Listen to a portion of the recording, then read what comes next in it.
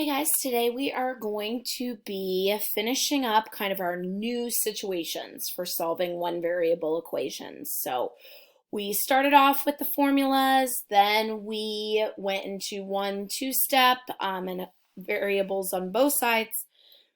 In the last lesson, we looked at more complicated equations where we had some fractions and decimals. And now we're going to look at adding equations with no solution or with infinitely many solutions. So I put a reminder of these same steps. And again, as always, just a reminder that you need to be writing all of this down in your class notebook so that you have everything that you need. So there are three possibilities that can occur when we're solving a one variable equation. If there's one solution, all steps above work, and we get variable equals a number, right? That's what we've had happen in both of the last two lessons. We get finished with step 4, we've got the variable alone, and it's equal to some sort of number. There are situations, though, where that doesn't happen. One of those situations is a no solution. We know that we have a no solution one variable equation when in the steps of solving,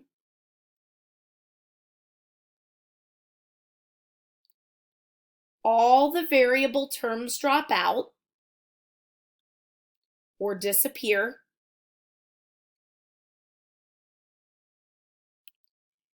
and the numbers that remain give a false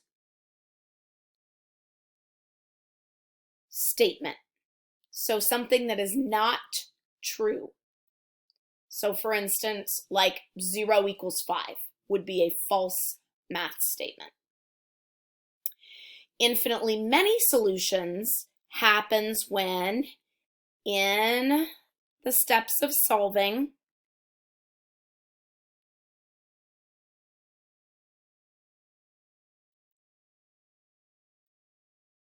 the variables disappear. So it starts off the same as a no solution, and the numbers that remain give a true statement.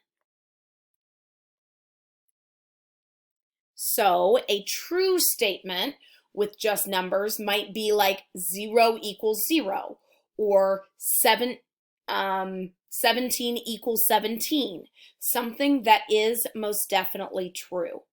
So one thing I want to caution you here is so often the most common mistake that I see kids make in this section is that as soon as they realize the variables are disappearing, they just write no solution and they don't finish to see whether it was true or false. If you do that, you're going to miss half of them probably because we've got no solution and infinitely many's. So what I want you to do next is I want you to look at these equations that 3 students solved, Laura, Nia, and Leo. And what I want you to decide is which of these 3 is a one solution equation. So over here to the side of your notes, just go ahead and you're going to answer which of these was a one solution equation.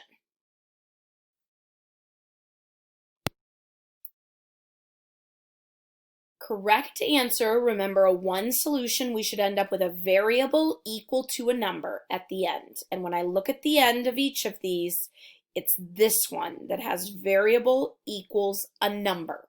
So this correct answer would be Laura. Next, I want you to look and determine which student has the no solution equation. So look at the definition that we wrote out. Determine which of these three students has the no solution equation. So in no solution, our variables disappear, which happens in both of these cases. But for no solution, the numbers that remain give a false statement. When I look at 2 equals 2, that's a true statement. 6 equals 17, that's a false statement. So that means that Leo had the no solution equation, which means that the infinitely many solution by default would be Nia. And we can confirm that that is true because the variables disappeared. The numbers that remain did give a true statement. Okay, so now we're actually going to solve some of these equations. So we're using the same steps as before. So first, I need to simplify the individual sides of the equal sign. So over here on the left, I need to distribute. 3 times 2z gives me 6z. 3 times 4 gives me 12. Left side is now completely simplified because those are not like terms. One variable term, one constant term. On the right side, distribute also. 6 times 5z is 30z. 6 times 2 is 12. Not like terms here. So when I'm looking at my solving equation steps, I'm all done with step 1. Now I need to move all my variable terms to one side. So because I prefer for my variable to be positive and 30 is bigger than 6, I'm going to move the 6z variable term. These cancel. I've just got 12 remaining. 30z minus 6z gives me 24z plus 12. So now that I have all my variables on the right side, that means I need all my constants on the left. So move this constant of 12 over. Those cancel. 12 minus 12 is 0. Now, I put this one in here on purpose because I always get people that because they've now seen an infinitely many or a no solution, that anytime things cancel out, they think it's one of those. That is not the case here. My variable did not disappear. I still have it. It's just that this constant happens to be 0, which is okay. We're allowed to have 0. It's a number. So I just continue as normal. Step 4 would be to use inverse operations to get this z alone. So I need to divide by 24 on both sides. 0 divided by 24 is 0. And so I get z equals 0.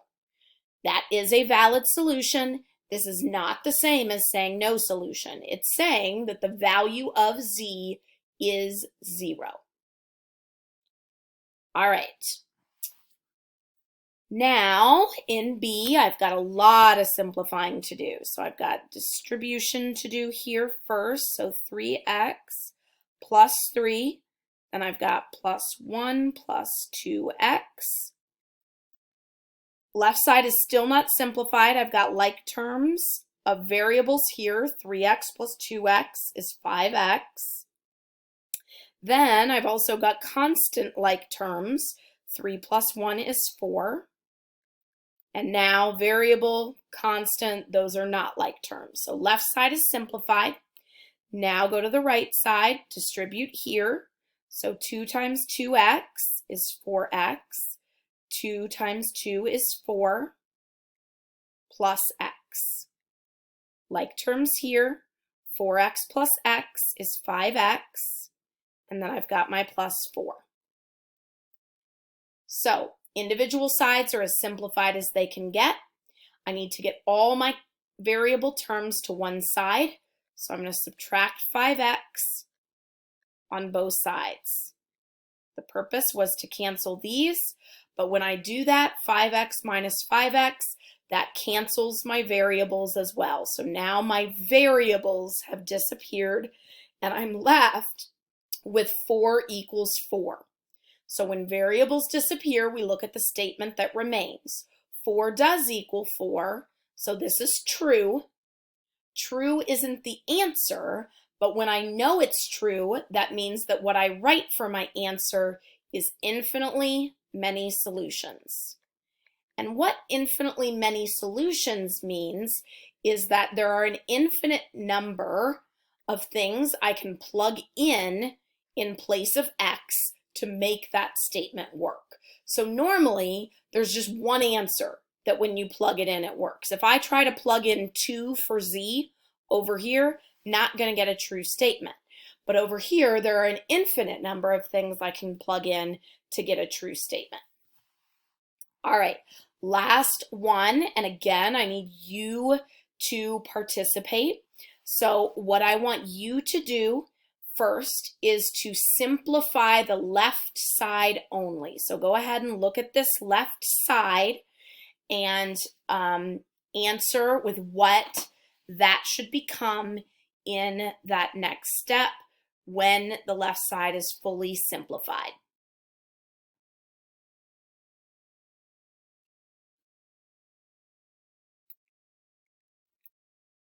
So we had like terms here.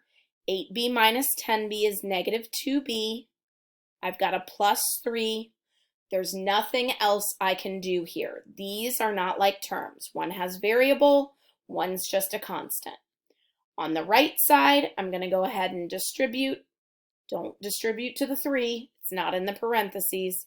Negative 2 times b is negative 2b. Negative 2 times negative 2 is positive 4. And then don't forget your plus 3, which then, these are like terms, so I need to simplify that right side completely. It gives me negative 2b plus 7. So now I'm going to move this variable term over to the left side. It was subtracted, so I'm going to add it to its like term. These cancel out as well. I'm left with 3 equals 7, which is a false statement. So variables disappear. I have a false statement. That means that this one is no solution. All right, when you go to do your solving equations practice, they're not all going to be no solution and infinitely many solutions. You're going to have a lot of them that are simply one solution. We're kind of throwing everything that we've learned together.